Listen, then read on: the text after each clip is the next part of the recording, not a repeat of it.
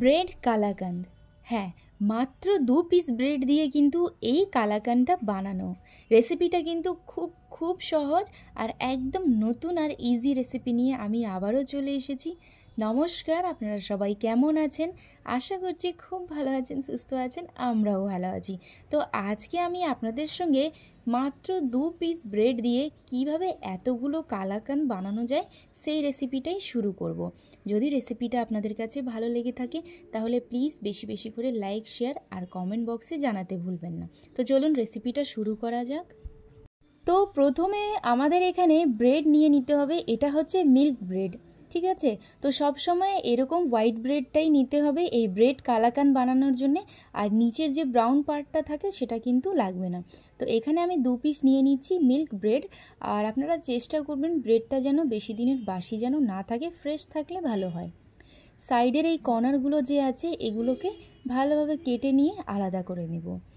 তো এই সাইডেরগুলো যে আছে এগুলো একদমই ফেলে দিবেন না, এগুলো দিয়ে কিন্তু সুন্দর ব্রেড ক্রাম্বস বানানো যায়। তো আমি এগুলোকে তুলে এক সাইডে রেখে দিব, আর এদিকে ভালোভাবে ব্রাউন পার্টগুলোকে আলাদা করে ব্রেডের হোয়াইট অংশগুলোকে নিয়ে নিতে হবে, ঠিক এইভাবে যেভাবে আমি আপনাদেরকে স্ক্রিনে দেখাচ্ছি। একটা মিক্সির জারের মধ্যে, মিক্সির জার যেন শুকনো থাকে, জল একদমই থাকা যাবে না।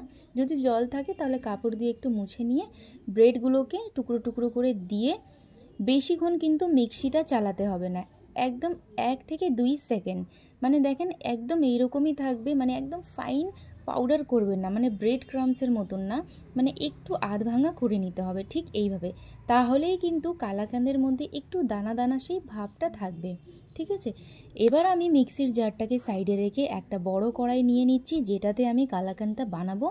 সেটার মধ্যে আমি মেজারিং যে কাপগুলো হয় সেটাতে 1 কাপ নিচ্ছি দুধ। দুধটাকে আগে থেকেই আমি গরম করে রুম টেম্পারেচারে কিন্তু ঠান্ডা করে নিয়েছিলাম। তো আগে থেকেই দুধটা গরম করে ঠান্ডা করে নেবেন, গরম দুধ কিন্তু একদমই নেওয়া যাবে না।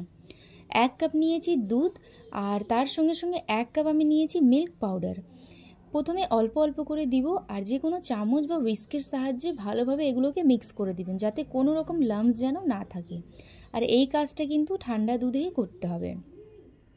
আমি আজকে গরুর দুধ ব্যবহার করেছি, আপনারা চাইলে যে কোনো মিল্ক প্যাকেটের যে দুধগুলো হয় সেগুলোও ব্যবহার করতে পারেন। তো 1 কাপ দুধে হচ্ছে 1 কাপ মিল্ক পাউডার, এইভাবেই কিন্তু মেজারমেন্টটা হবে, ঠিক আছে? ভালোভাবে হুইস্কের সাহায্যে পাউডার যে দুধগুলোকে মিক্স করে নিতে হবে, যাতে কোনো রকম লাম্পসটা না থাকে। তারপরে এর মধ্যে আমি অ্যাড করব হচ্ছে মিষ্টি।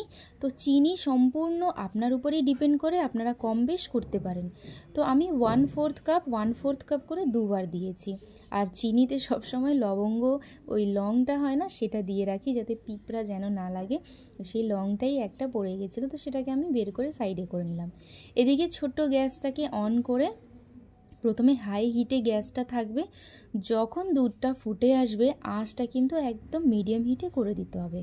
আর একটা স্প্যাচুলার সাহায্যে কাজ করছি, যাতে কোনো রকম সাইডে সাইডে দুধগুলো আছে সেগুলো যেন ওয়েস্ট না হয়, আর সাইডে সাইডে যতগুলো দুধ আছে না সরগুলো লেগে থাকবে, সেগুলোকে ভালোভাবে চেঁচে নিয়ে দুধের মধ্যেই দিয়ে দিবেন। এদিকে দুধটা দেখেন খুব সুন্দরভাবে ফুটে আসে, আঁচটা কিন্তু একদমই কম করে দিতে হবে, আর কন্টিনিউয়াসলি নাড়াচাড়া করতে থাকতে হবে। কিছুক্ষণ পরেই আপনারা দেখবেন এই দুধটা কিন্তু গাঢ় গাঢ় হওয়া শুরু করবে। তো কিছুক্ষণ পর, মানে 5 থেকে 7 মিনিট পরই কিন্তু দেখবেন দুধগুলো ঠিক এইভাবেই, যেভাবে স্ক্রিনে দেখাচ্ছি ঠিক এইভাবেই কিন্তু গাঢ় গাঢ় হওয়া শুরু করবে। একদম দেখেন ঘনত্বটা কিন্তু ঠিক এমনই থাকবে, ঠিক আছে? আঁচটা কিন্তু এই সময় একদম হালকা করে রাখবেন, না হলে নিচ থেকে লেগে যেতে পারে। আর যখনই কোনো মিষ্টি, পায়েস এরকম জিনিস যখনই বানাবেন, চেষ্টা করবেন এমন একটা জিনিস, মানে এমন একটা বাসন পাত্র নেওয়া যার তলাটা যেন মোটা থাকে। যখন এই দুধটা গাঢ় গাঢ় হওয়া শুরু করবে ঠিক তখনই আঁচটা কম করে এই যে ব্রেড ক্রাম্বস করে রাখছিলাম সেটাকে আমি ঢেলে দিচ্ছি। দিয়ে এবার ভালো মতন এটাকে হালকা হিটে কিন্তু থাকবে আঁচটা, বারে বারেই বলছি, না হলে কিন্তু জ্বলে যেতে পারে। ভালোভাবে মিক্স করে নিতে হবে। তারপরে কিছুক্ষণ পর আমি এর মধ্যে অ্যাড করব হচ্ছে ঘি। তো দেখেন মানে ব্রেডটা দেওয়ার পরেই কিন্তু দুধগুলো সব অ্যাবজর্ব করে নেবে, কড়াইটা কিন্তু ছেড়ে ছেড়ে আসবে। ঠিক এইভাবেই তখনই কিন্তু আমি বাড়িতেই এলাচ পাউডার করে রাখছিলাম, সেটা হাফ চামচের মতন দিয়ে দিচ্ছি। এতে কিন্তু কালাকান্দের টেস্ট অনেক অনেক ভালো হবে। তার সঙ্গে সঙ্গে হাফ চামচ দিচ্ছি ঘি। ঘি দিলে কি হবে, ওই কড়াইতে যতগুলো মানে কালাকান্দের ব্যাটারগুলো লাগা আছে, দুধগুলো সবগুলোই কিন্তু একসঙ্গে একটা মণ্ড হয়ে আসবে। ঠিক এইভাবে তারপরে আমি একটা কেক টিন রেডি করে নিচ্ছি। আপনারা যে কোনো বাটিতেও এই কাজটা করতে পারেন। এই কেক টিনের নিচে হালকা একটু ঘি ব্রাশ করে দিচ্ছি, তার উপরে একটা বাটার পেপার দিয়ে, বাটার পেপারের উপরেও কিন্তু হালকা একটু ঘি ব্রাশ করে নিব। আপনাদের কাছে যদি বাটার পেপার না থাকে তাহলে সাদা কাগজ যে হয় খাতার, সেটাকে রেখে মানে বাটির সাইজে কেটে নেবেন। কেটে নিয়ে তার উপরে ঘি ব্রাশ করলেই হয়ে যাবে। কিছুটা ড্রাই ফ্রুটস নিয়েছি যাতে দেখতে সুন্দর লাগে, যেমন হচ্ছে রোজ পেটাল, চেরি আর হচ্ছে কাজু। আপনাদের কাছে যে ড্রাই ফ্রুটসটা অ্যাভেলেবেল থাকবে সেটাই নেবেন। তো আমার রোজ পেটাল দেখতে একটু কালো কালো হয়ে গেছে, আসলে আমি এটাকে ড্রাই করে ডাব্বায় ভরে রাখি, তো যার জন্যেই। আপনারা ফ্রেশ রোজ পেটাল মানে গোলাপের হচ্ছে ফ্রেশ পাপড়ি যদি পায়ে থাকেন তাহলে দেখতে কিন্তু আরও সুন্দর লাগবে। ভালোভাবে বাটিতে এটাকে সেট করে নিয়ে ফ্রিজের মধ্যে আধ ঘন্টার থেকে 1 ঘন্টা ছেড়ে দিতে হবে। এদিকে আধ ঘন্টার মধ্যেই কিন্তু আমাদের এই কালাকান্দটা দেখেন কত সুন্দর সেট হয়েছে। প্রথমে সাইডেরগুলোকে ভালোভাবে ছাড়িয়ে নিতে হবে একটা চাকুর সাহায্যে, না হলে কিন্তু বের করার সময় এগুলো কিন্তু ভেঙে যেতে পারে।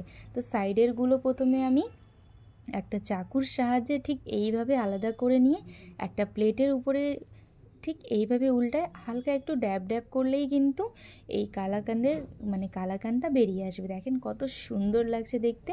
আর বাটার পেপারটাকে আলাদা করে নিব। তো এটাই ছিল আমার আজকের রেসিপি, ব্রেড কালাকান্দ। মাত্র 2 পিস ব্রেড দিয়ে কিন্তু ইনস্ট্যান্ট এই কালাকান্দটা বানানো যায়। খেতে কিন্তু অপূর্ব স্বাদের আর এত এত সফট যে মুখে দিলেই কিন্তু মিলে যাবে। তো এবার এটাকে যে কোনো সাইজের আপনারা পিস পিস করতে পারেন, বড় ছোট। তো আমি একটু ছোট ছোট করে পিস পিস করে নিচ্ছি যাতে দেখতেও সুন্দর লাগে আর পিসটাও একটু বেশি হবে, যেমন দোকানে করে। তো একটা পিস আপনাদেরকে দেখাচ্ছি, দেখেন কত সহজেই কিন্তু উঠে চলে আসছে আর কত সুন্দরভাবে সেট হয়েছে। তো এটাকে একটা প্লেটে রেখে যে কোনো এয়ার কন্টেনার বক্সে ভরে আপনারা অনায়াসে এটাকে 5 থেকে 7 দিন রেখে ফ্রিজে খেতে পারেন। তো এটাই ছিল আমার আজকের রেসিপি, আশা করি আপনাদের কাছে ভালো লাগবে। তো কালাকানগুলোকে আমি একদম ছোট ছোট করে দোকানের মতন পিস পিস করে নিচ্ছি, তারপরে এগুলোকে যে কোনো এয়ার কন্টেনার বক্সে ভরে ফ্রিজে রেখে দিব।